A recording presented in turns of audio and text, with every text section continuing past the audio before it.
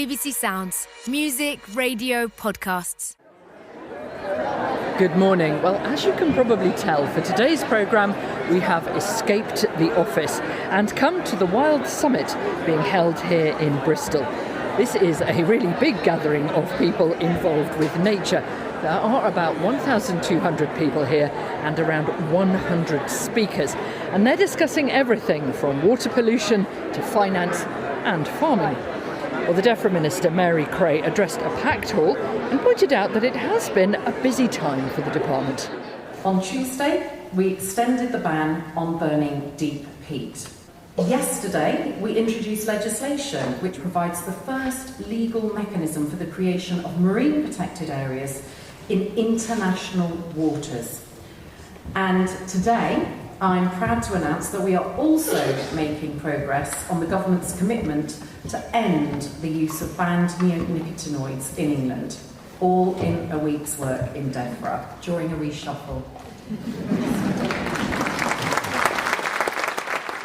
The Minister for Nature there, Mary Creagh, who opened this event. Now, it's been organised by the Wildlife and Countryside Link, which is a coalition of charities all working in this area. And as you may have seen, they released a report this week saying that the UK is on track to miss by a mile its target of 30% of land and sea protected for nature by 2030.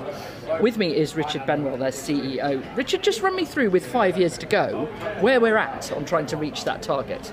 It's a fantastic thing that we have the target, but here in the UK we reckon we're on about just 6% on the land. And although at sea, notionally there's 38% of the sea protected, most of those areas aren't properly managed for nature, so they're still vulnerable to bottom trawling and to industrial development, so we've got a huge way to go. So has that target sort of gone now and we should just forget about it? So there is a long way to go, but can it be done?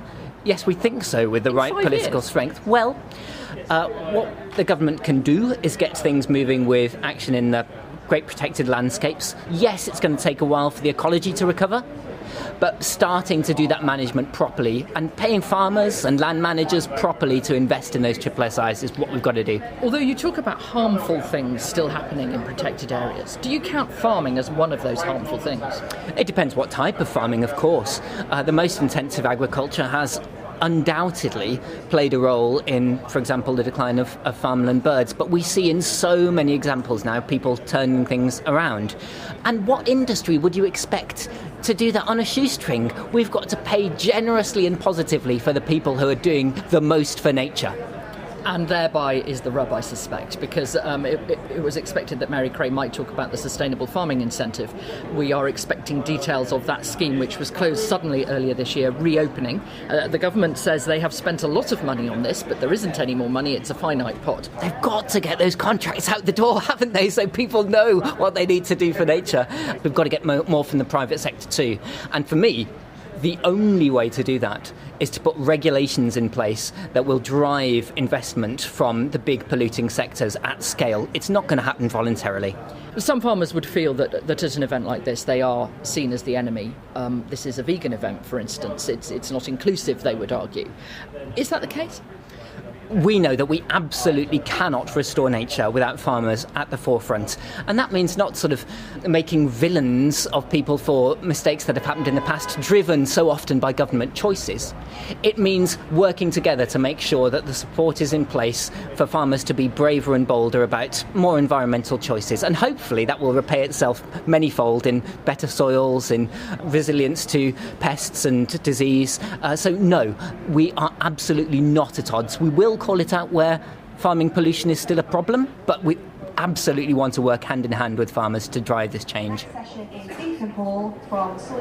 This is quite a big event, and it's taking up more than one of the halls here at the Beacon in Bristol. Now I'm just going down the side of the biggest hall, where at the moment they are discussing water, and obviously clean water. And I think Hugh Fearnley-Whittingstall is in full flow. We can't get farming right, we can't get food right, we can't do what we've all come to do here today and look after nature. If you're a farmer, get on the right side of the future of farming. Discover and then show others that healthy soils and clean water go hand in hand with the profitable farming of great food. Hugh Fernley-Whittingstall there. Now that session is still going on, but we have crept out to talk about farming because farming is also mentioned today. They have a panel, Farming for the Future, and we've got half of the panel with us now. Vicky Hurd from the Wildlife Trusts and Andrew Clark from the National Farmers Union. So Vicky, what is Farming for the Future for you? What does it look like? It's very much based on a nature-based approach, using nature to deliver all the things that we know it's well established that they can deliver. So we're talking really there then about regenerative farming, using absolutely. fewer things like pesticides or fewer costly herbicides. Inputs, free delivery of pest control by nature, the nutrient recycling. Nature does that best, and farmers know how to do that. They just need to be given the support, advice, training and demonstration to get on with it and definitely get the policy in place to make sure they can do that. Andrew, we've covered a lot on this programme, the problems with the environmental schemes being rolled out to farmers and the fact that the largest of them is at the moment closed to new applications. Are farmers still up for it? Well, I think lots of farmers will be up for it. I think, the serious point is that in December, 5,800 agreement holders in the longest lasting agri-environment schemes, HLS and Countryside Stewardship Scheme, they come to an end. And those farmers are sitting there looking at no security from basic payment scheme. That has gone. It is only the agri-environment schemes that are providing that cash flow, but also the environmental continuity on those farms. That many of these are in protected areas, national parks, upland areas, as well as the lowlands. And I think that is the real concern. The future of farming and the future of nature should be codependent, and they depend on making sure that we have an economic case for conservation.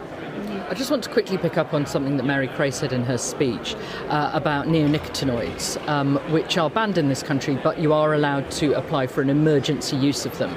And she said that if you're applying for that emergency use, then their impact on pollinators will be taken into account. What does that change, Andrew? I think, to be honest, I felt that they'd already made that change. They've been quite clear in terms of policy statements where it is. The key point I'd make is these are emergency authorisations. They should be limited in both time and extent. So their impact in terms of pollinators and bees needs to be seen in that context. And in that sense, it's really important that science aligns with the policy rather than a political headline.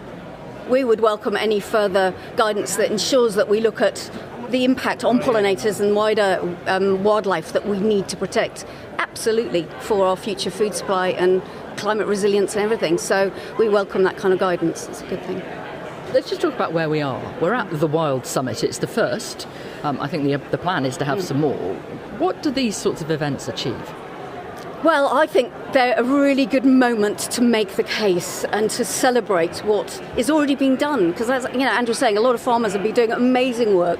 We've had progress, but the setbacks are really hard. And I will say that this afternoon. But this summit is exciting. The amount of people here, a lot of young people here, excited about what we know we should and can do for nature. Yeah, and I'd agree with you, Vicky. I mean, I think you and I have been working together on the environment and farming agenda for a very long period of time. I think the critical point I've learned over the time doing that is it's really important that nature people don't just talk to nature people. Yes, and absolutely. Farming people don't, we need that collective endeavour. And I think one of the points that was interesting came out in the panel session just now was that we do see a fractured government and a fractured policy and a fractured regulatory regime. And that is one of the critical problems that we've got. Well, thank you both very much. That's Andrew Clark from the National Farmers Union and Vicky Hurd from the Wildlife Trusts, who are both speaking at this event on the future of farming. Now, if that title rings a bell, that's because the future of farming is also the name of the Farming Today and Archers category in the 2025 BBC Food and Farming Awards. We've been looking for farmers who are at the forefront of making the industry more sustainable, both environmentally and financially. And I can reveal our three finalists. They are The Free Company, a seasonal farm-to-table restaurant and farm near Edinburgh. Grazing Management, conservation grazing services in Gloucestershire, Herefordshire, Monmouthshire and beyond. And a hemp farmer from Northumberland, Hugh Wrangham. You can find out more about them and all the other finalists in all the other categories on the BBC Food and Farming Awards website, which is bbc.co.uk/food awards. The winners will be announced in Bristol on the 18th of November. Aside from all the many panels and speakers here today, there's an awful lot of informal networking going on. It's actually lunchtime. Perfect time to interrupt people, isn't it, and find out why they're here. Why are you here? Because it is the most exciting event for all like-minded people who love nature to come together and really get enthused off the back of, a summer when we've had lots of rhetoric around wildlife being the blocker to building and future like that. More or less reset that narrative and to think about how nature and economic growth can go hand in hand. Well, I think it's just really good as a sector and as a movement to come together and collaborate. Is there a danger that you're just preaching to the converted, you're just people who agree with each other? I think that's always an issue, and echo chambers are definitely something we need to think about lots. But I think there's organisations here today that are really trying to bring people into the fold that aren't typically associated with climate and nature. Well, one of the many people sitting out here enjoying lunch in the sunshine is Tony Juniper, the chair of Natural England, which is the government body which advises government on nature in England. So I interrupted his lunch to ask about the targets. Here we are looking at a target of 30% of land and sea protected for nature by 2030. And yet, the report that Wildlife and Countryside Link have done to coincide with this event suggests that in England we're looking at about 3% of land protected. And that's a big gap. Yeah, so those numbers, there's discussions going on depending on what you feel is adequately protected and good for nature.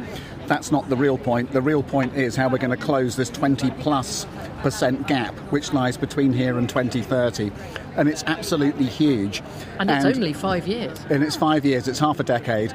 And so we're going to really have to get our skates on and really put some ambition and some heft behind this. But we've been saying that for years and years and years. Not that many years. What has to change? This target was only adopted in 2022. It's about fundamental ecological principles and how we are going to blend nature into our infrastructure, into agriculture, into our built environments, as well as the protected areas. It's going to be bringing lots of different sectors in. And isn't this partly where the problem is? Because we've had a lot of discussion today about the financial pressure that, for instance, the government's environmental schemes aimed at farmers here in England are currently under.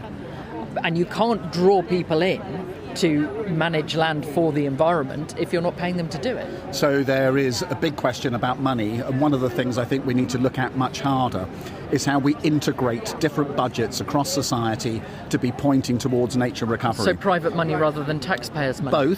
Both. And so, for example, we are going to spend some billions of pounds over this next 5 years trying to reduce flood risk. Can we spend more of that on nature-based solutions? So there's money there if we can repurpose it. We were hearing from the Wildlife Trusts and the NFU earlier. They were actually agreeing that at the moment we have a fractured policy and a fractured regulatory regime. Is that fair? So there is a better future for this if we can think about ways of getting beyond the details and into that bigger picture. But we are trapped at the moment in a regime which was created to keep the status quo, to conserve the environment. What we now need to do, and 30 by 30 is emblematic of this, we now have to focus on nature recovery. And the old tools that we've used for 7 decades aren't really geared up for that. So are we going to meet this 30 by 30 target realistically? Well, that's what I'm trying to do, and I'll keep trying to do it until we get to the end of 2030. But it's a big hill, and it's a steep hill. Tony Juniper, thank you very much indeed. And that's about it from us here at the Wild Summit in Bristol. I'm Charlotte Smith. The producer is Beatrice Fenton, and Farming Today is a BBC Audio Bristol production.